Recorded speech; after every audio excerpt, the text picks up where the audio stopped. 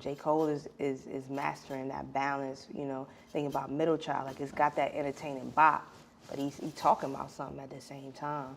So, you know, I definitely think it's just as entertaining, but a lot of us have been programmed to box things in. And once you're programmed, it's just like you put things in a box, you're not even able to see. I think it's the labels, because when I think conscious music, to me, Scarface was conscious. Definitely. Outkast was conscious. Goody Mob was Definitely. conscious. Jay-Z was conscious. Right. Nas was conscious. So I just think it's the labels. Yeah, it's definitely the label. And again, that's used to box us in, so we fighting against each other and separating it.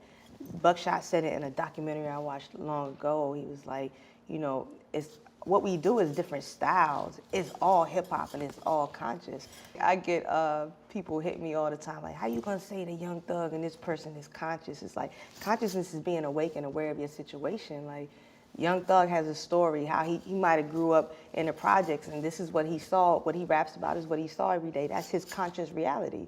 You know, he didn't grow up the same as you, so he's not gonna talk about the same thing as you do. But that doesn't mean he can't tell his story and it's not real. Like that's his conscious life. Like that's what he wakes up and does every day. So, you know, that's just how I see it. But once you label it something else, like you say, that's where the problem comes in.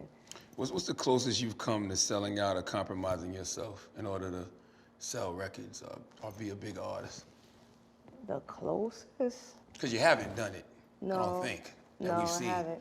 Maybe the closest that I could think about, and it's something that just we had to figure out how to do it, is the sound, like doing records. You know, on my albums you might not hear it, but in the studio I might be in there and I might just try a different sound that might be a little trendy, but I'm still talking about something. And the conversation for us to try to figure out is if we put this out, how are your fans gonna feel about it? Are they gonna think that you're trying to sell out, you're trying to chase radio records?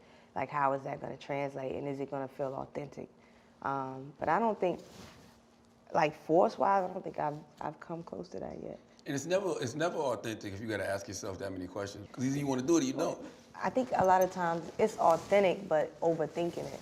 You know what I'm saying? Like if I rapped over a trap beat, it's like, it might be dope. Like a lot of times, like it's dope, but how our fans gonna feel? It's like, what do you mean? Like I can't grow as an artist?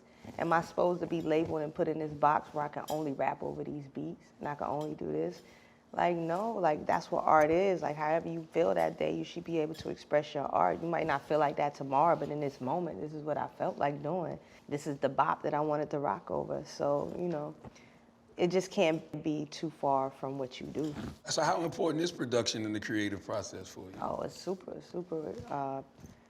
important. For me, it's the foundation.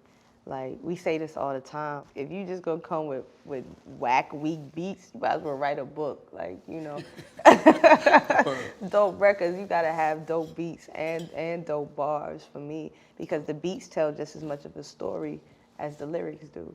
And, you know, so my production has to be at a certain level, and it has to be me. Like, I could rap over a trap beat, but I need that trap beat tailored to me. Because I don't want my music to come out and you be like, oh, that sound like this person or that person. Like, I never want to put out music where it's like you can compare me to somebody else's joint. Like,